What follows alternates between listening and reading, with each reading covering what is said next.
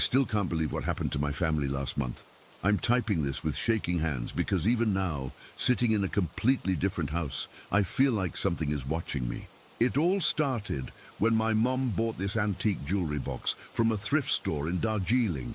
We live in a beautiful area, normally peaceful, with mountains visible from our windows and cool air that feels cleansing. That's why what happened feels so wrong, so out of place. Mom came home excited about her find. It was a wooden box with intricate carvings that looked handmade, little flowers and vines etched all over it, with a small brass lock that surprisingly still worked. The wood had this deep reddish tint that looked almost like it had been stained with something darker than regular varnish.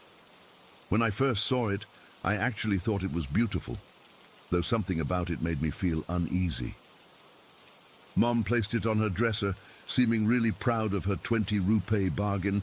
Our cat Nando, a usually brave grey tabby who's been with us for 6 years, was the first to notice something was wrong. He walked into my parents' bedroom that evening while Mom was arranging her jewelry in the box. I was standing in the doorway chatting with her when Nando froze about 3 feet from the dresser. His back arched, fur standing straight up, and he made this guttural sound I'd never heard before, not a hiss or a growl, but something in between. Before we could react, he bolted out of the room, shooting past my leg so fast he scratched my ankle. What's gotten into him? Mom laughed, but I felt a chill. Nando didn't come home that night, or the next. We put up posters and searched everywhere, but he's been gone ever since. I should have taken that as a warning. That night I couldn't sleep. I kept tossing and turning, feeling like someone was standing in the corner of my room. Around 3 in the morning, I got up for water and passed my parents' room. The door was open, and I saw the jewelry box gleaming in the moonlight coming through the window. Something pulled me toward it. I'm not being dramatic. It genuinely felt like there was a thread connecting me to it. I touched the lid, just a light touch, and it was ice cold despite the warm spring night. I quickly pulled my hand away and went back to bed, finally falling asleep. The dreams started that night, vivid, terrifying dreams that felt more like memories than nightmares. In the first one, I saw my cousin's motorcycle accident a week before it happened. Every detail was exactly as I'd dreamed it. The blue truck, the rain-slicked road, even the cracked helmet. When it actually happened 7 days later, I nearly passed out when my aunt called with the news, but my experience was nothing compared to what Mom went through. 3 days after bringing the box home, she mentioned at breakfast that she'd had sleep paralysis. She'd never experienced it before and described waking up unable to move, feeling like someone was sitting on her chest. Dad joked about her eating too much dinner, but I noticed the dark circles under her eyes. The next night I woke up to screaming. I ran to my parents' room to find Mom sitting up in bed, clutching her throat and gasping for air. Dad was trying to calm her down, looking terrified himself. She was choking me, Mom kept saying between sobs. An old woman with white eyes. She was sitting on my chest, pressing her thumbs into my throat. Dad assured her it was just a nightmare, but I noticed he kept glancing toward the corner of the room where the jewelry box sat. When I looked there, I swear the lid moved slightly, as if someone had just closed it. The next morning, Mom didn't want to talk about it. She acted like nothing had happened, but I noticed she moved the jewelry box from the dresser to her closet shelf. That afternoon, while Dad was at work, I heard a crash from upstairs. I ran up to find Mom at the bottom of the stairs, clutching her arm in pain. She was pale and shaking. "Someone pushed me," she whispered as I helped her up. I felt hands on my back. I looked up the empty staircase. "Mom, there's nobody here." "I know what I felt," she insisted. I took her to the hospital. Her arm was broken in 2 places. The doctor asked if she'd fallen, and she just nodded, not mentioning being pushed. On the way home, she made me promise not to tell Dad about what she'd felt. He'll think I'm losing my mind, she said, but Dad was having his own experiences. A few days later, I overheard him telling Mom that he kept seeing someone standing on the balcony adjoining their bedroom. Just glimpses, he said. An old woman in a white sari. When I looked directly, she's gone. Mom went pale but didn't tell him about her nightmare. Things escalated quickly after that. Dad started hearing footsteps in the hallway at night when everyone was in bed. Mom would find her jewelry arranged differently than how she'd left it. I'd wake up feeling like someone had touched my face while I slept. One morning at breakfast, Dad jumped suddenly, spilling his tea. Something touched my shoulder, he said, looking behind him at the empty air. That's when I told them about my dream of my cousin's accident and how it had come true. We all went quiet, looking at each other with the horrible realization that something wasn't right in our home. It's the jewelry box, I finally said. Everything started when you brought it home. Mom nodded slowly. I've been thinking the same thing. Yesterday I found it on my dresser again, even though I'm sure I put it in the closet. Dad, always the rational one, suggested we throw it away. If it's causing this much stress, it's not worth keeping. Mom agreed immediately, which surprised me. She usually treasures her antiques. Dad took the box, put it in a plastic bag, and drove it to a dumpster across town. We had a peaceful dinner that night, laughing for the first time in days. It felt like a weight had been lifted. I went to bed feeling hopeful. Around 2 a.m, I woke up to Mom screaming again. I ran to their room to find her pointing at the dresser, her hand shaking uncontrollably. The jewelry box was back, sitting exactly where it had been the first day. Dad swore he'd thrown it away. He described the dumpster, how he'd made sure to bury it under other garbage so no one would take it. Yet here it was, looking polished and untouched. We all stood staring at it, afraid to get closer. Let's burn it, I suggested, my voice barely a whisper. Dad nodded. We took it to the backyard, doused it in kerosene, and set it on fire. The flames caught quickly, and for a moment I felt relieved watching it burn. But then the fire turned an unnatural green color, and I swear I heard a woman's laughter coming from inside the box. Dad quickly put out the fire with the garden hose, but the box was barely scorched. The next day, we decided to seek help. Mum's friend recommended a local spiritual healer who dealt with troubled objects. We made an appointment for that evening. But when we went to get the box, it was gone. We searched everywhere, every room, every closet, the attic, the basement. It had vanished completely. We even checked the trash cans and the yard. Nothing. That should have been a relief, but somehow it was worse. Where had it gone? Was it still in the house, hiding somewhere? The thought made my skin crawl. That night I woke up feeling someone sitting on the edge of my bed. When I opened my eyes, there was an indentation in the mattress beside me, but no one there. I lay frozen, too terrified to move, as I felt cold fingers brush my cheek. In my parents' room, Mom woke up to find all her jewelry laid out on the dresser in the shape of a person.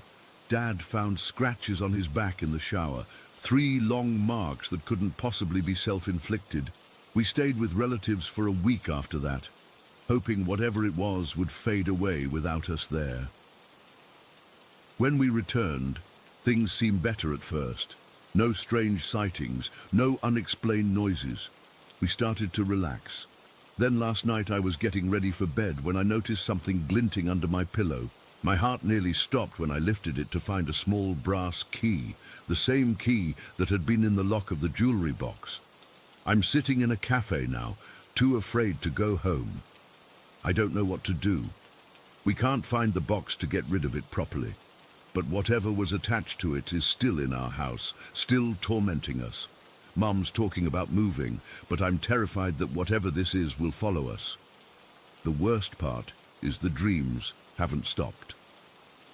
Last night, I dreamed about a fire in our kitchen, with details so vivid I could smell the smoke.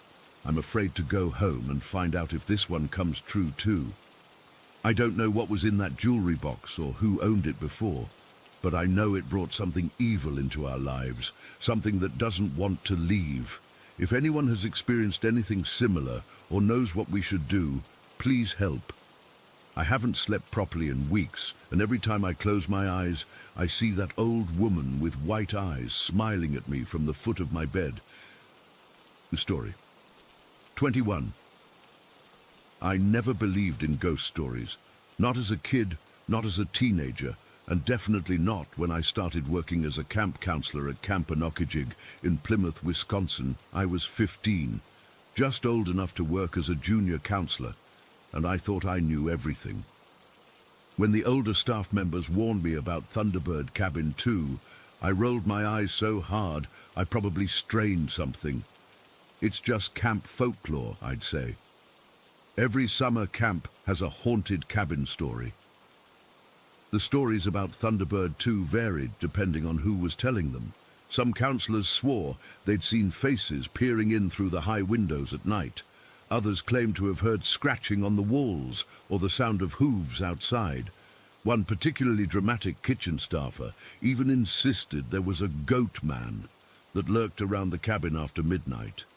I dismissed it all as bullshit designed to scare the newbies. Then came that night in July, 5 weeks into my first summer as a counselor. I'd been assigned to Thunderbird 2 with another junior counselor named Keegan.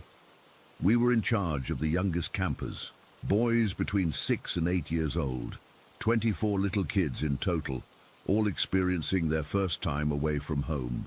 The cabin itself was nothing special, just a long rectangular wooden structure with bunk beds lining both sides, leaving a narrow walkway down the middle. Small windows were set high on the walls, mostly for ventilation rather than views. The place smelled like a mixture of pine, sweaty socks, and the bug spray we'd coat the kids with every evening. That particular night had been pretty standard. We'd done the evening activities, gotten the kids showered, which was always a nightmare with this age group, like herding excitable, slippery cats, and settled them in for lights out by 9:30. The usual homesickness drama played out with a couple of the younger ones, but by 10:15, everyone was finally quiet. Keegan and I were exhausted, but not quite ready to sleep. As junior counselors, we shared responsibility for these kids, taking turns being on duty throughout the night. This was our 4th night in the cabin, and so far the scariest thing we'd encountered was a massive spider in the bathroom. Around 11, with all the kids sleeping soundly, Keegan and I were sitting on his lower bunk near the back of the cabin. We were sharing his earbuds, watching stupid YouTube videos on his phone to wind down. I remember it was a compilation of people falling off trampolines. Nothing deep. The cabin was peaceful. Moonlight filtered through those high windows, casting long shadows across the floor. The only sounds were the gentle breathing of sleeping children and the occasional creak of the old building settling. I was just starting to think about calling it a night when I heard it. The unmistakable sound of a sleeping bag rustling violently. Not the normal shifting of a sleeping kid, but a frantic, aggressive movement. I pulled out my earbud and looked at Keegan. "You hear that?" He nodded, removing his earbud too. We both peered down the row of bunks, trying to identify which kid was thrashing around. In the dim light, I spotted movement about halfway down the cabin, a small lump in a sleeping bag on a bottom bunk, twisting and turning. The metal frame of the bed was creaking under the movement. My first thought was that the kid was having a seizure. I'd been trained on what to do in that situation, and I immediately stood up, ready to help. But before I could take a single step, another sleeping bag on the opposite side of the cabin began to shake in exactly the same way, and then another, and another. Within seconds, and I mean literally 5 or 6 seconds, every single kid in that cabin was thrashing in their sleeping bags, all 24 of them simultaneously. It wasn't gentle movement either. These kids were flailing, like they were fighting invisible attackers.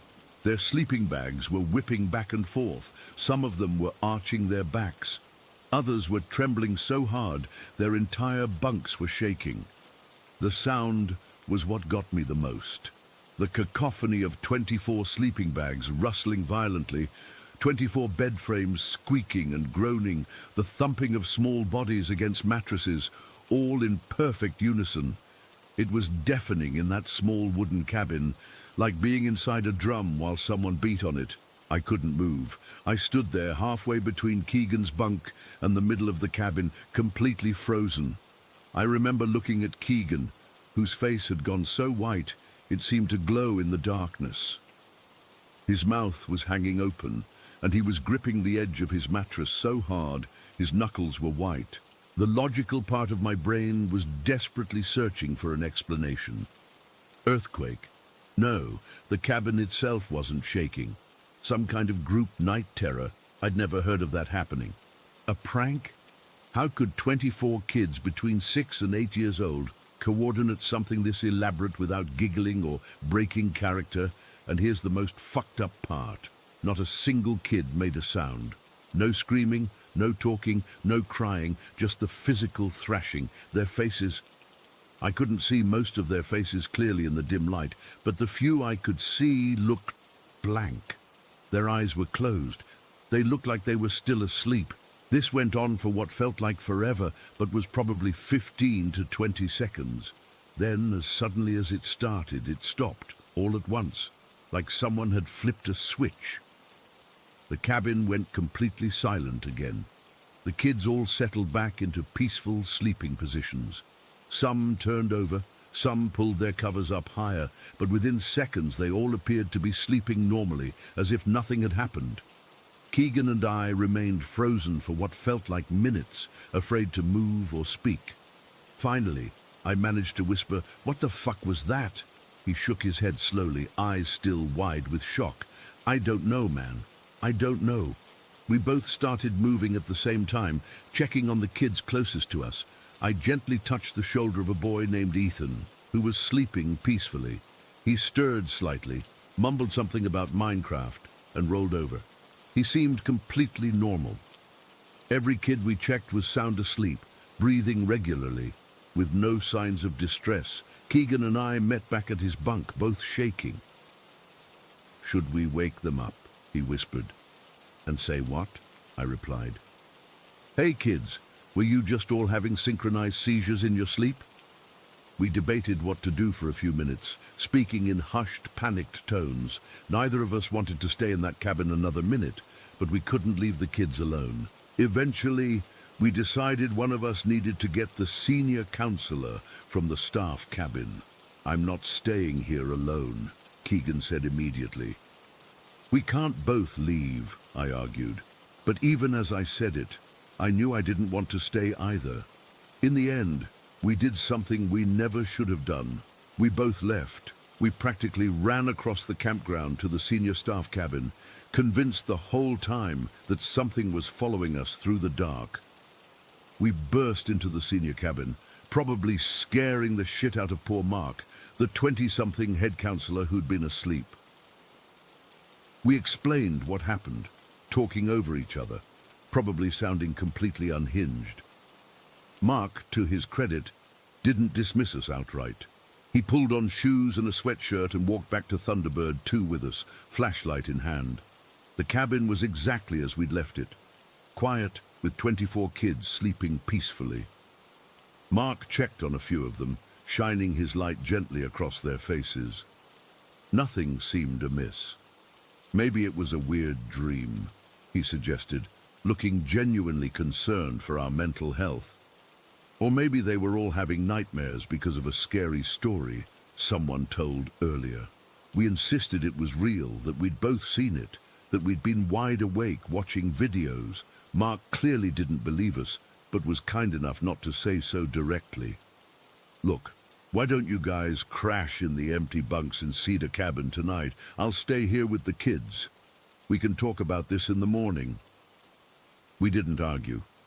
We grabbed our sleeping bags and practically ran to Cedar Cabin, where we spent the rest of the night whispering theories to each other, jumping at every creak and rustle.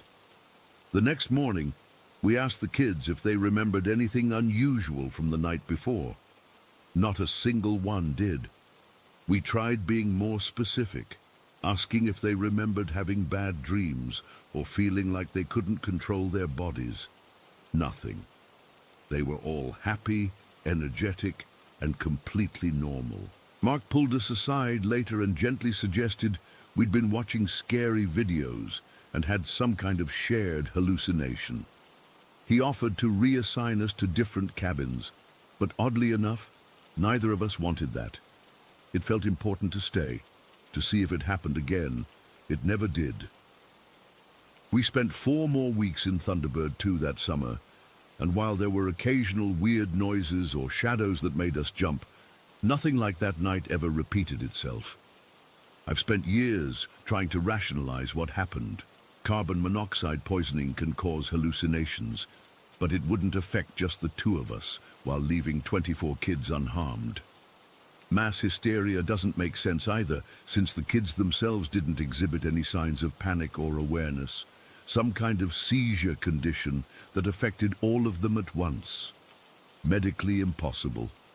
The older I get, the more I've tried to convince myself that Keegan and I somehow fell asleep while watching videos and had the same nightmare.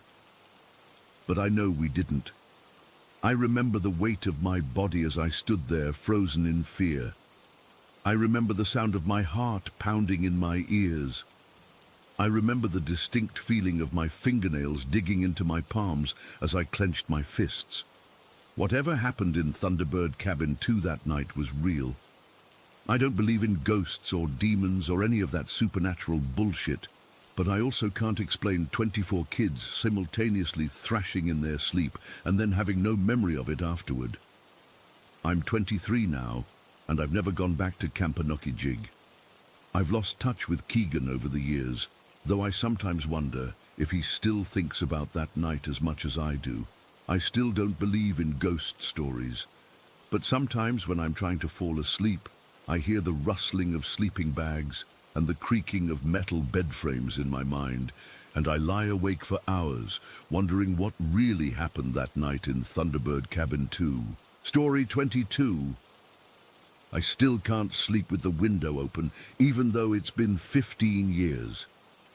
My therapist says I should write this down, get it out of my system. I've tried telling a few people over the years, but they either think I'm making it up or they get this look, like they're afraid I might be contagious with whatever crazy I caught that day. So here goes. I was 12 when it happened. Every Thanksgiving, my whole extended family would gather at my grandmother's house near Millfield. It was this old 2-story place from the 1920s, sitting on about 20 acres with dense forest behind it. My grandmother was really into Native American art, dream catchers hanging in windows, paintings of spirit animals, that sort of thing. The property used to be part of tribal land before it was sold off. You could still find arrowheads if you dug around in the dirt. And there was this collapsed structure deep in the woods that my dad said was probably an old sweat lodge, that Thanksgiving was cold but sunny. After the big meal, all the adults were in that food coma state, so my cousin Jake, who was 13, and I decided to explore the woods. We'd been there a million times before, but never very deep. This time we wanted to go further. "Let's go past the big oak," Jake said, referring to this massive tree about 10 minutes into the woods that usually marked our boundary. I remember clearly how the leaves crunched under our feet as we walked. The air smelled like wet earth and pine. It was around 3 in the afternoon, so we still had plenty of daylight. We had these cheap walkie-talkies my uncle had given us in case we needed to call back to the house. About 15 minutes in, we came to this rock outcropping I'd never seen before. It was like a natural platform overlooking a steep embankment. Jake and I were messing around, throwing pine cones down the slope, when I noticed something. At first, I thought it was just a dead tree. About 30 or 40 feet below us stood this tall, thin figure in what looked like ragged clothes. I remember thinking it was weird that someone would be standing so still in the middle of nowhere. "Jake," I whispered, "look down there." As I pointed, the figure moved slightly, just a small shift of weight from one foot to another. That tiny movement sent this wave of pure dread through my entire body. It wasn't like being scared of a spider or worried about getting in trouble. This was primal. Every cell in my body was screaming, danger. Jake saw it too. His face went completely white. "What the hell is that?" he whispered. That's when it turned and looked up at us. I'll never forget what I saw. It had a body like a person, long, thin limbs covered in what I now realize were not clothes, but patchy, matted fur. But its head was a moose. Not a mask, not a costume, an actual moose head with enormous antlers. The proportions were all wrong. The neck was too long, the shoulders too narrow to support that massive head. But the worst part was its eyes. They weren't animal eyes. They were knowing, intelligent, hungry. Our eyes locked, and in that moment I understood with absolute certainty that it wanted to eat me. Not kill me. Eat me. Consume me. Take everything that made me myself and absorb it. Jake broke first. He grabbed my arm so hard it left bruises and yanked me away. We ran. God, we ran like I've never run before or since. Branches whipped our faces. We tripped over roots, but we didn't slow down. The worst part, the woods had changed. I knew these forests, had explored them every Thanksgiving since I was 5, but suddenly nothing looked familiar. The trees seemed taller, closer together. The light filtering through the canopy had taken on this greenish tint that made everything look sick. "We're going the wrong way," I shouted to Jake, but he just kept pulling me along. "It's following us," he yelled back. I didn't look behind us. I couldn't. My legs burned. My lungs felt like they were going to explode, but pure adrenaline kept me moving. Then we stumbled into a clearing that I swear hadn't been there before. The air was thick, almost misty, with that same greenish tint. Scattered across the ground were perfect circles of mushrooms, fairy rings my grandmother called them. The silence was absolute. No birds, no rustling leaves, nothing. Jake finally stopped running, and we both stood there gasping for breath. The clearing felt wrong. Like we weren't supposed to be there, but also like it wanted us to stay. My head started feeling fuzzy, and I had this crazy urge to lie down in one of those mushroom circles and just close my eyes. "Do you hear that?" Jake whispered. I didn't hear anything at first, then I caught it, a faint voice calling my name, my mom. She sounded far away, but the sound broke whatever weird spell had come over me. "Mom!" exclamation mark! I screamed so loud my throat hurt. "Mom!" exclamation mark! I grabbed the walkie-talkie, but it was dead, just static. Jake and I started yelling at the top of our lungs. Then, like magic, my mom's voice got clearer, and suddenly there she was, pushing through the trees at the edge of the clearing. "What are you boys doing all the way out here?" she asked, looking annoyed. "I've been calling you for 10 minutes. Everyone's looking for you." Jake and I tried to tell her about the creature, talking over each other, our words tumbling out. She gave us that look parents give when they think you're making something up. "You've been watching too many horror movies," she said, leading us back toward the house. "And this clearing has always been here. Your grandfather used to come out here to think." But it hadn't always been there. I know it hadn't. The walk back to the house took less than 5 minutes. That was impossible. We'd been running for at least 15. When we got back, Jake and I tried telling everyone what we'd seen, but they all had the same reaction as my mom. My Uncle Tom even laughed and said, "Sounds like the Wendigo," which made my grandmother shush him sharply. As evening fell, the adults moved inside while all us kids, my cousins Jake and me, played manhunt in the yard. It's like hide and seek, but in the dark with flashlights. My cousin Megan was it, and the rest of us scattered to hide. I was crouched behind a woodpile when I heard the first scream. Not a playing around scream, a real one. Then another, and another. I peeked out to see my cousin Pete frozen near the edge of the woods, Megan's flashlight beam pointed just behind him. There, towering above the bushes where Pete had been hiding, was the same figure from earlier. The moose head, The ragged body, those eyes reflecting the flashlight beam like a deer caught in headlights. For a second, nobody moved. Then Pete bolted toward the house, and everyone else followed, screaming. I couldn't move. I just stared as the creature slowly turned its massive head toward me. It took one step forward, its long arm reaching out toward the yard. My dad's voice broke the spell. He was on the back porch, yelling for us to get inside now. I ran like hell, not looking back until I was through the door. The adults searched the property with flashlights but found nothing. They said it must have been a deer, or maybe a bear standing on its hind legs. They told us our imaginations had gotten the best of us, but 7 kids saw the same thing. 7 kids refused to go outside again that weekend. We left early the next morning. On the drive home, I asked my mom about the Wendigo my uncle had mentioned. She got real quiet, then said it was just an old Native American legend, nothing to worry about. I looked it up later at the library. A Wendigo is a malevolent spirit in Algonquian folklore, a human transformed by greed and hunger into a monster condemned to wander the forests, hunting human flesh. Some descriptions mentioned antlers or animal features.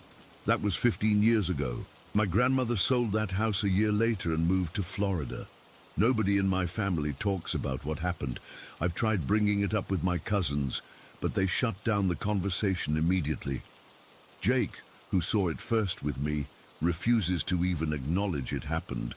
But sometimes, when I'm falling asleep, I can still feel those eyes on me, still feel that certainty that it wanted to consume me, not just my body, but everything, my thoughts, my memories, my soul. I don't go camping anymore, I don't hike, I don't enter wooded areas if I can help it.